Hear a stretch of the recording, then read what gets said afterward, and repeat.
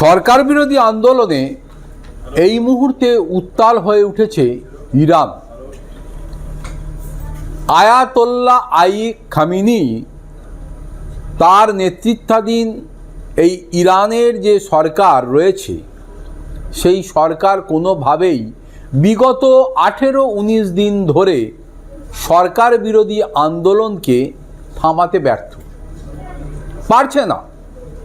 তার কারণ দীর্ঘদিন ধরে একটু একটু করে বা তিল তিল করে মানুষের মনের মধ্যে যে জ্বালা, যে যন্ত্রণা এবং অ্যান্টি এস্টাবলিশমেন্ট এই বিষয়টা যেভাবে মাথাচাড়া দিয়ে উঠেছে বা উঠেছিল এবং তার যে প্রতিফলন ঘটছে, প্রতিদিন যেভাবে আয়াতোল্লাহ আলী খামেনির ওই সরকারকে প্রতিবাদের সম্মুখীন হতে হচ্ছে, তাতে করে শেষ পর্যন্ত দমন পীড়নের পথই বেছে নিতে হয়েছে তাদেরকে।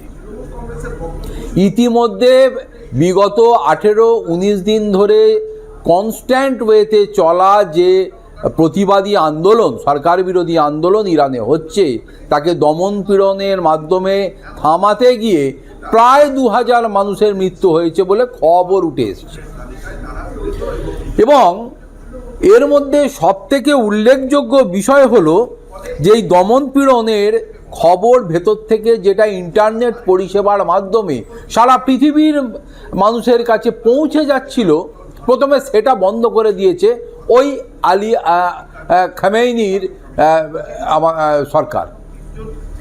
পরবর্তীকালে ওই এলন মাস্কের সংস্থা উপগ্রহ ভিত্তিক ইন্টারনেট পরিষেবা স্টারলিংক তার পরিষেবা বজায় রেখেছিল। এর জন্য কোনো নেটওয়ার্ক কেবলের প্রয়োজন পড়ে না, স্যাটেলাইট বা উপগ্রহের মাধ্যমেই এই ওয়্যারলেস সিস্টেমের মাধ্যমে এই স্টারলিংকে অ্যাক্সেস করা যায় এবং ইন্টারনেট পরিষেবা চালানো যায়। কিন্তু এবার স্টারলিংকের এই পরিষেবার কে বন্ধ করে দিয়েছে ইরান। গোপন অস্ত্র ব্যবহার করে এই পরিষেবায় কোপ বসানো হয়েছে বলে ইতিমধ্যেই খবর উঠে এসেছে। গত 18-19 দিন ধরে যে একটা অস্থির অবস্থার মধ্যে দিয়ে ইরান চলছে, প্রতিদিন প্রতি মুহূর্তে যেভাবে দমন পীড়নের পথ বেছে নিয়েছে ওই খামেনির সরকার, সেই চিত্র, সেই বিভিন্ন দমন পীড়নের ছবি সারা পৃথিবীর মানুষ বসে দেখছিল এতদিন ধরে। কিন্তু স্টারলিংক এই বাইরে খবর পাঠানোর ফলে প্রথমে স্টারলিংকের 30% আপলিংক এবং ডাউনলিংক ট্রাফিক বিঘ্নিত করে দেওয়া হয়। পরবর্তীকালে সেই হার এখন 80% পৌঁছে গিয়েছে, প্রায় বন্ধ করে দেওয়ার মুখে পড়েছে স্টারলিংক। স্টারলিংকের নেটওয়ার্কে থাবা বসাতে ইরান সরকার কিল সুইচ ব্যবহার করেছে। কি এই কিল সুইচ? জানা যাচ্ছে অত্যাধুনিক সামরিক জ্যামিং প্রযুক্তি ব্যবহার করা হয়েছে এবং ব্যবহার করা হয়ে থাকে এই কিল সুইচের মাধ্যমে। ইরানকে এই তথ্য প্রযুক্তি সম্ভবত রাশিয়া এবং চীন সাপ্লাই দিয়েছে বা হ্যান্ডওভার করেছে বলে সেখান থেকেও একটা খবর উঠে এসছে। যে সময় ইরানে ইন্টারনেট একেবারে ধসিয়ে দেওয়া হয়েছে তা অত্যন্ত তাৎপর্যপূর্ণ, কারণ রবিবারই ডোনাল্ড ট্রাম্প জানান ইরানে ইন্টারনেট পরিষেবা চালু করতে মাস্কের সঙ্গে তিনি কথা বলবেন। আর ঠিক সেই পরিস্থিতিতেই স্টারলিংকের পরিষেবা ইরানে প্রায় বন্ধ করে দেওয়া হয়েছে।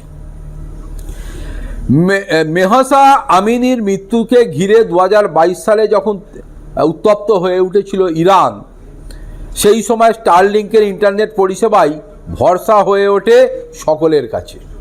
সেই থেকে ইরানের স্টারলিংকের প্রসার বা ব্যাপ্তি ঘটেছিল। পরিসংখ্যান বলছে ইরানের 40 থেকে 50 হাজার মানুষ এই স্টারলিংক পরিষেবার মধ্যে অন্তর্ভুক্ত। গত বছর জুলাই মাসে ইরান ইসরায়েলের মধ্যে সংঘর্ষ যখন চরম পর্যায়ে পৌঁছায়, সেই সময় উপগ্রহের মাধ্যমে স্টারলিংক পরিষেবাও অক্ষুণ্ণ রাখা হয়েছিল। ইসরায়েলের সঙ্গে সংঘর্ষের পর দেশের চরবৃত্তি এবং দমনে কঠোর আইন প্রয়োগের নীতি নেয় ইরান সরকার, মানে এই খামেইনি সরকার। স্টারলিংকের উপগ্রহ নির্ভর অন্য একাধিক ইন্টারনেট পরিষেবাকেও নিষিদ্ধ ঘোষণা করা হয়।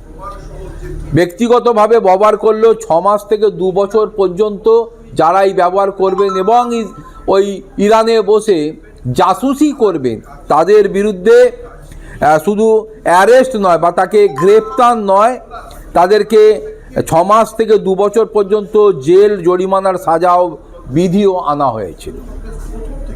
চরবৃত্তি সংযোগ পাওয়া গেলে মৃত্যুদণ্ড দেওয়া হতে পারে, এমনটাও ওই খামেইনি সরকারের পক্ষ থেকে জানানো হয়। গত রবিবার থেকে ইরানে স্টারলিংকের পরিষেবা আর মিলছে না বলে জানা গিয়েছে এবং পৃথিবীর কক্ষপথে নিম্নভাগে মোতায়েন কৃত্রিম উপগ্রহের মাধ্যমে থেকে ইন্টারনেট পরিষেবা প্রদান করে যেহেতু এই স্টারলিংক, তাই পৃথিবীর কক্ষপথে নিম্নভাগে অবস্থান করার জন্য দ্রুত ডেটা ট্রান্সফার এবং বাফারিং এতে হয় না, ফলে অতি দ্রুত এই অ্যাক্সেস করা এবং ইন্টারনেট পরিষেবাকে চালনা করাটা সুবিধাজনক হয়ে ওঠে। ফাইবার বা মোবাইল নেটওয়ার্কের মতো নির্ধারিত জায়গায় টেলিকম পরিকাঠামোর কোনো দরকার পড়ে না স্টারলিংকে, ফলে সরকারি বিধিনিষেধ থাকলেও পরিষেবা মেলে।